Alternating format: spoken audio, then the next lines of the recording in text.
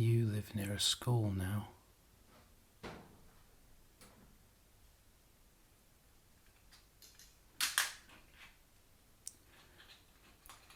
And when the alarm goes off in the morning,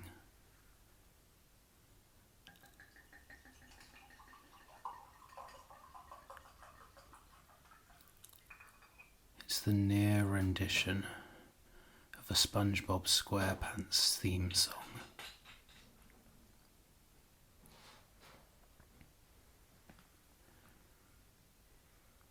There's children screaming on their way to school in their pepped up thrill, alive and fueled, supposedly ready to start the day.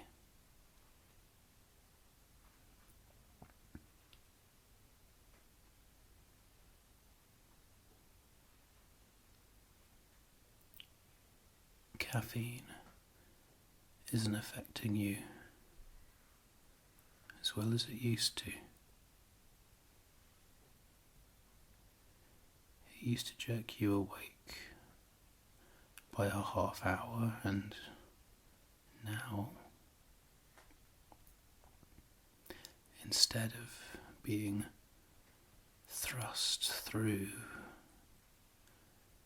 nerve endings, it shrugs.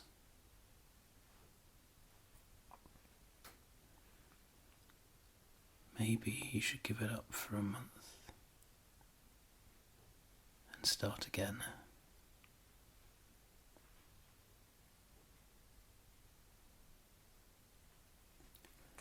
Real prime time to be doing that, isn't it?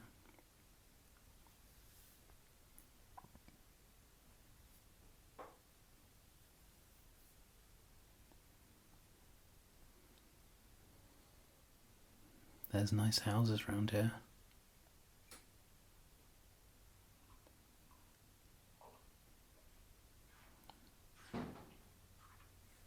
Old Victorian ones. Their bricks are this vivacious orange in the morning sun.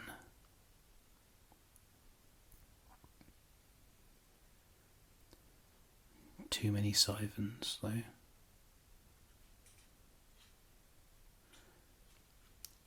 They cleave the air in half.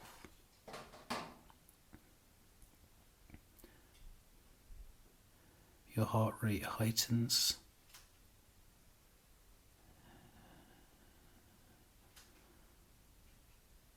And then relaxes.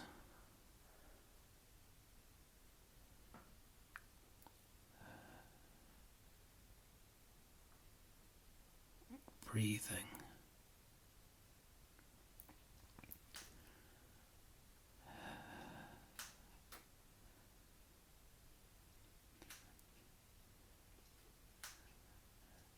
And contracting.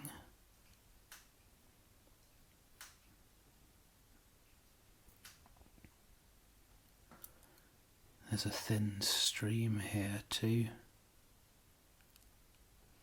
littered, bitter smelling, with more hens that jitter for tiddlerfish and scraps of worms and plastic bags, and at every turn wheelchairs clip at the curb and pause. For the cars oscillating every few seconds. Give a polite pause to permit pedestrians to rock back and forth, a heaving ebb and flow across the zebra crossing.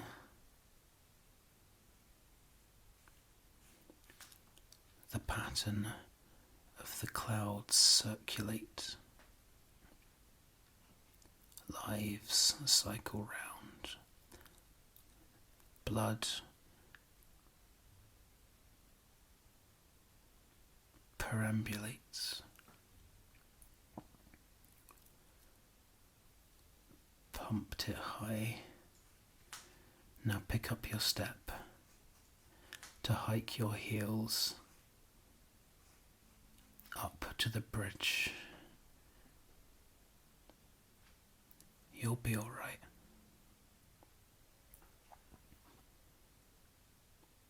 This is the only exercise you get anyway.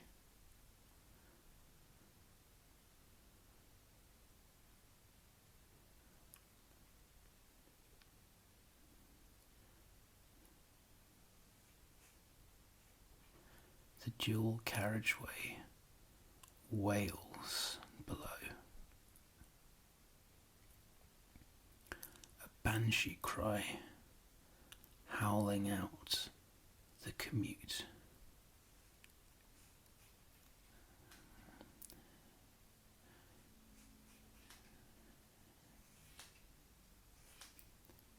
Everyone mute. Too tired, plugged into their headphones.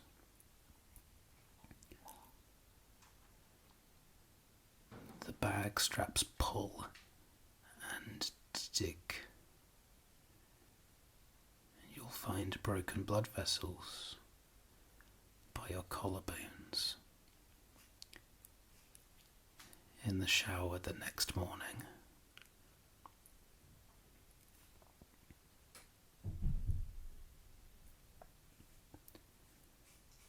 Do you remember that man you saw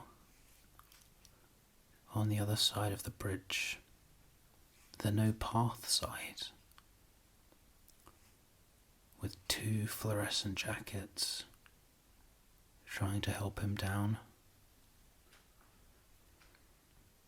White man, middle-aged man,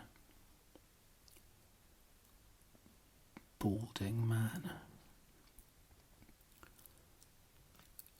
blue and black jacketed man.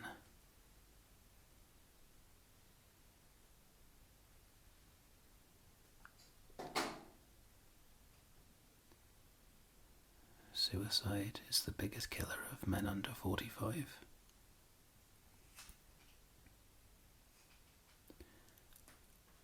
Was he under 45?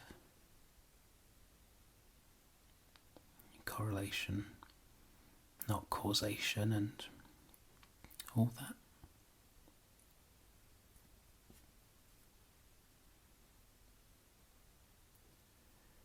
Maybe there were unknown quantities of things living inside him.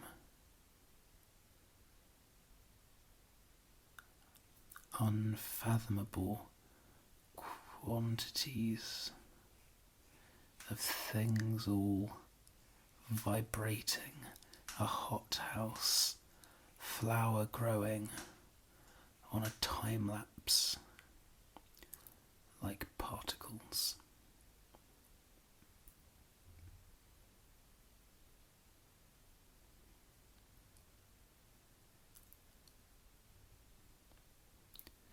Is that all this is? Particles.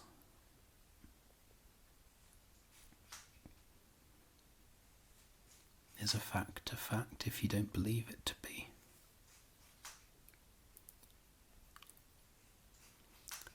How can a fact underpin the entire universe? the logic of itself sown within it.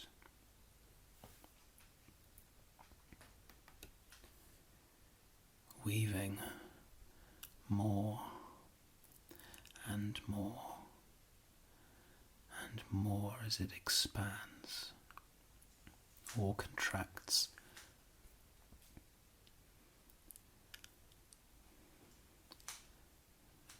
I suppose we don't know that.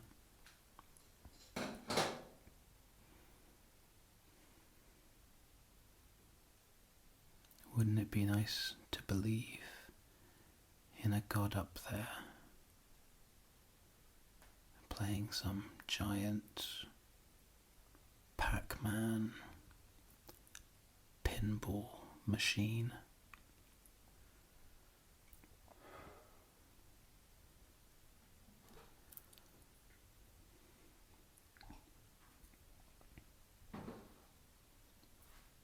Just think,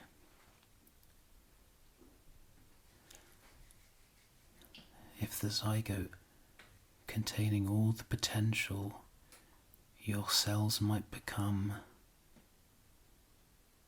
hadn't managed to stay alive, you wouldn't have to deal with this shit.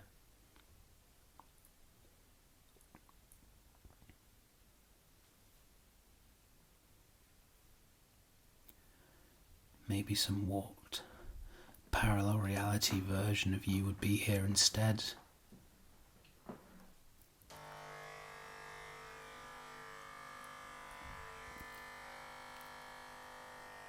Maybe you'd be bald by now. And you wouldn't be getting ready to shave this ridiculous quantity of hair off your head.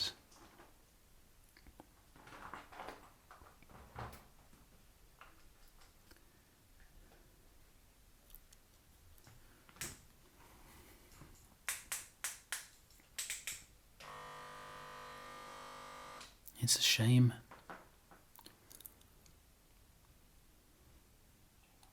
But you can't live outside your body.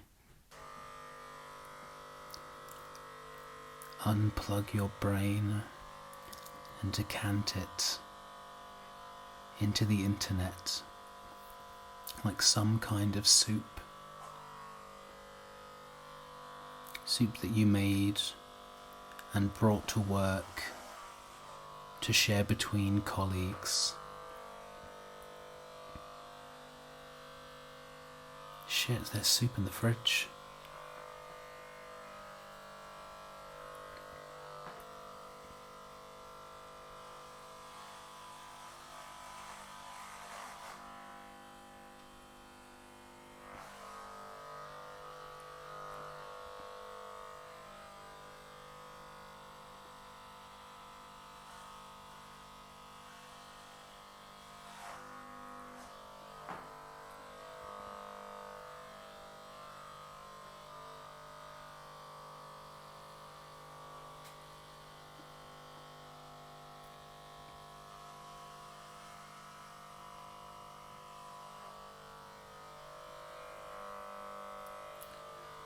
I guess this wine isn't awful. Maybe this is why you're good with money. You're not spending it on a £7 bottle of wine twice a week.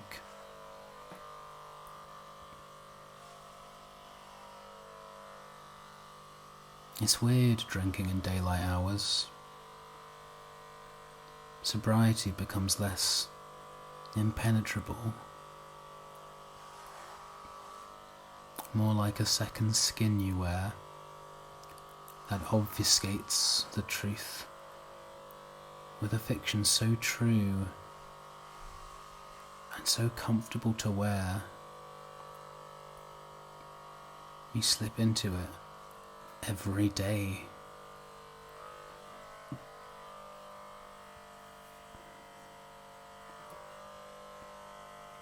You found these things the other day people call oak marbles, littering the ground, Summer won't leave.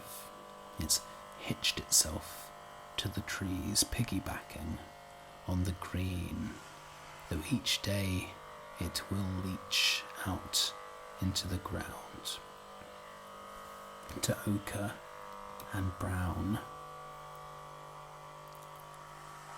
The marbles or stones or fruit. There are many names collected online. They're bizarre, because technically the acorn is the fruit to the nut, the seed, the offspring. And oaks flower too. Bet you didn't know that either. They leave strange furred catkin-like things, leaves arranged like a pine cone. At this time of year, they are soft, brown stubs, blown in the wind. But these marbles, these stones, they're so strange. Little hard, perfectly round spheres of brown, a light nut brown. And on one side of every marble you find, and every marble you might continue to search for,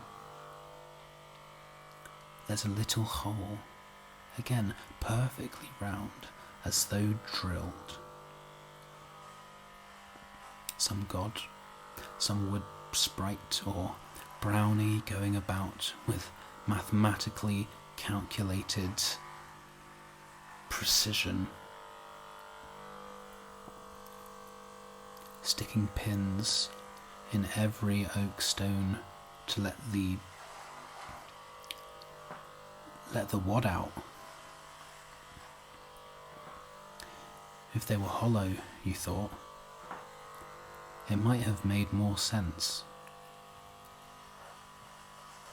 And after much sawing and stabbing, and the ruining of a thoroughly good knife,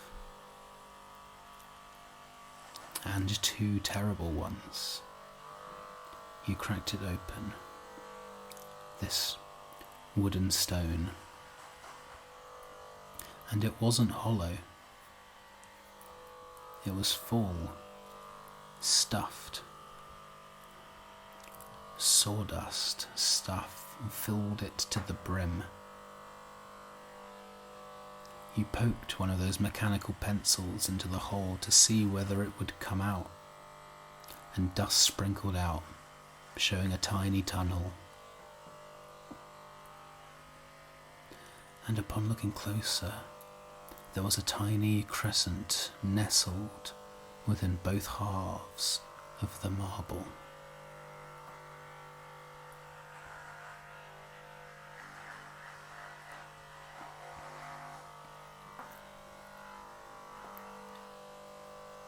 You love the internet. There's an answer there ready to be deciphered about 95% of the time. And 80% of the time it's replicated far and wide, garbled again and again. Apparently, the oak marbles are not fruit, but originally leaves. On a time lapse, you would see that wasps, often other insects, but often wasps, lay their eggs in tiny clusters of the oak tree's leaves when they're in buds.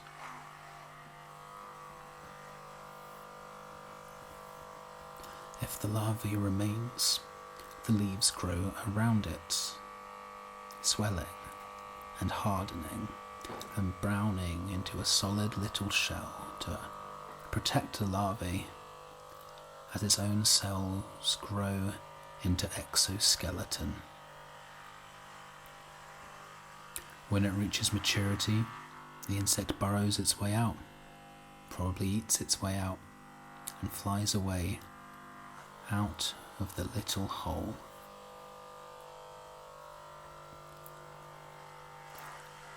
It's such a bizarre symbiosis on the part of the tree. and to support the insects like that.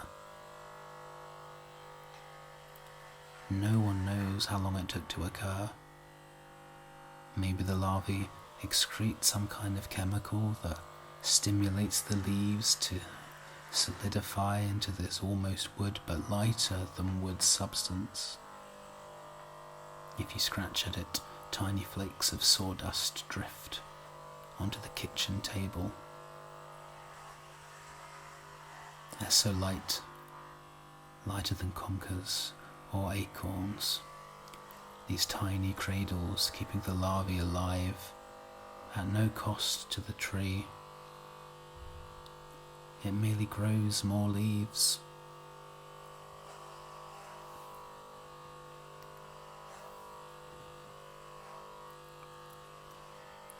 The stream that trickles like sweat in hot weather is clogged with them.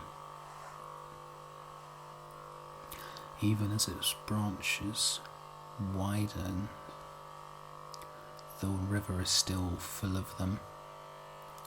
Leaves, acorns, marbles, beechnuts and catkins and chestnuts, those spiked green quarters. Caricatures of viruses careening into the water supply. And further upstream, the river is full and bloated, a stagnant, floating, eutropified green,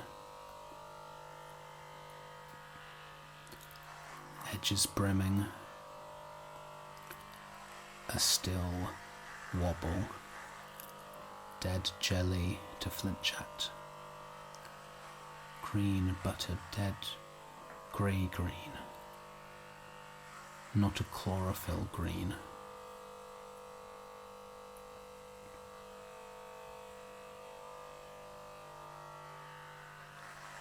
There's a collapsed shopping trolley hauled out onto the grass. A weeded, rusted shipwreck sat amongst broken glass. Half alive dragonflies and 2 tired bees that writhe, bodies deflated and soggy. Tea bags flung in the gutter. The time over the bus stop stutters. The leaves lie limp.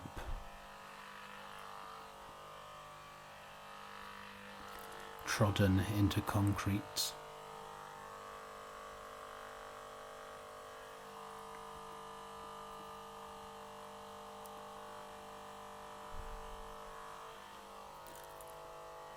You saw an owl here once, late at night. Rook, sentinel, guardian, harbinger of death in so many cultures. You've not yet heard a rat scream as it is claimed, but one day you might. Plucked keening from brown swampy water, past shopping bags and plastic bags and vodka bottles that loiter, far duller than the oil spill, sat on the surface like a bad taste, a bad dream, a chewed up memory.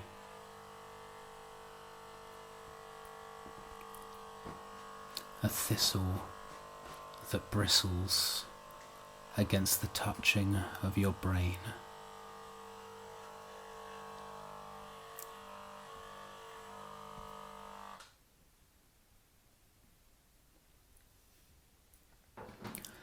Cigarette butts float and sink, lie in wait in the grass for rabbits to see, and chew and choke on.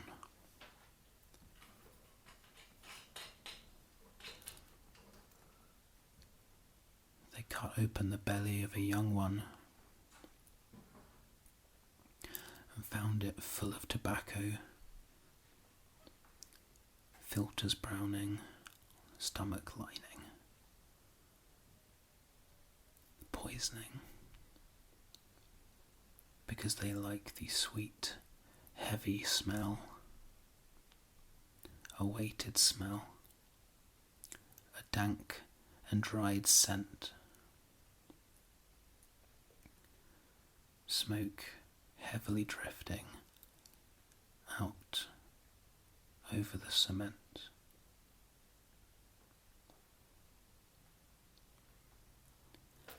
Do you think they liked the weird kind of comfort? Some soundless, boundless, soporific keening.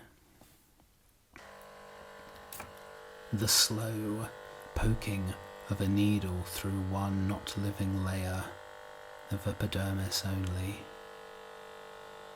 and back out the other side.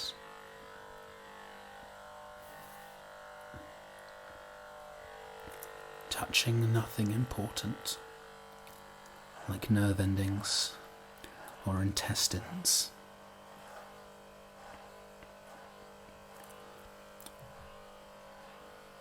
Your pulse is throbbing a little now, reverberating in the churn of the clippers. The familiar lethargy seeps out your bones and floats to solidify somewhat the liquid surrounding your brain.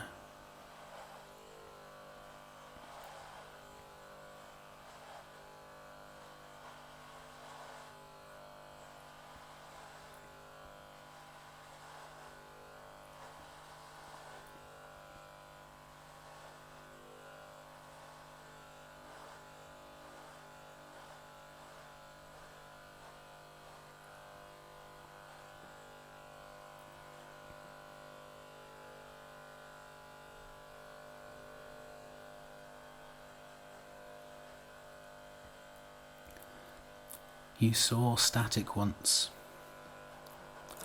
made real, curling thin and torrent upwards in metal bubbles, where the wind blew the pylons to touch.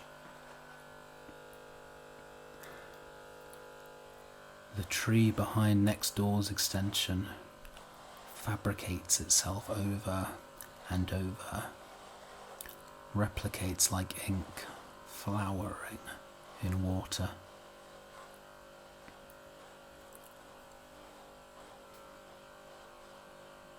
There's a thin film coating your teeth and your tongue now.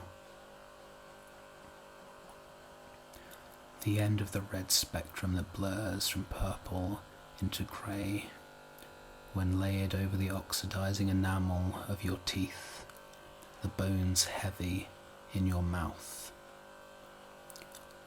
River mouth, running high. You have not seen the sea in years. When you visited the island, the rivers were still spewing their guts onto the sand. Rivulets edging their way through the stones, the pebbles, the bones of small animals. When they throw the voles outside, the ones the cat brings in, the jackdaws are waiting, like clockwork. Set them on a time lapse and watch them flock back and forth.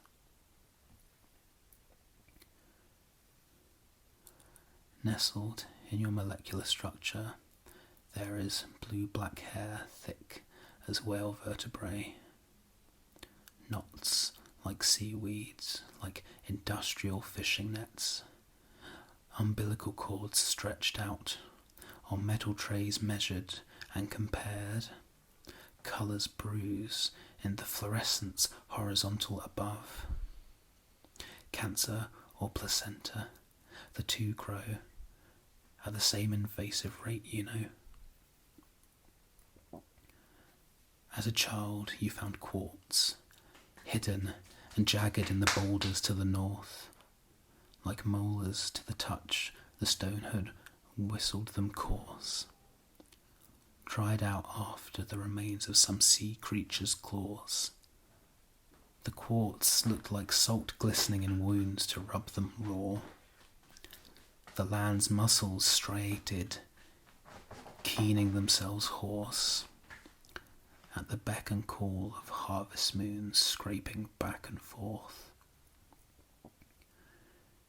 In their sea-suffering logic that calcifies their laws, crystalline tonsils swelling the caverns of their maws, a nocturnal gentle grinding in each equinox of force, millennia of tide stretching out until they're taut, a waxing, waning paroxysm from the waters ebbing forth, a waxing, waning paroxysm from the waters blackened tore, a waxing, waning paroxysm from the waters lick and pour, a waxing, waning paroxysm from the waters tiding forth, a waxing, waning paroxysm from the waters rumbling roar. A waxing, waning paroxysm from the waters.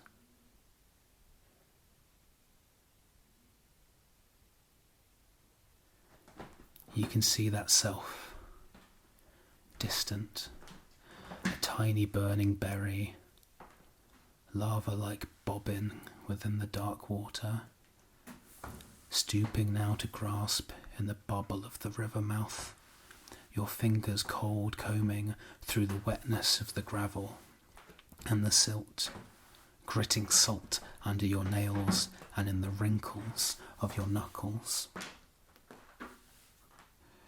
You find bark from bast, unwoven by the workings of the tide, pulling and pushing the soil out to sea, and you find floating in the moor, void of nothing but air pushed taut, a wooden stone, as though rolled between thumb and forefinger, in a perfectly spherical form.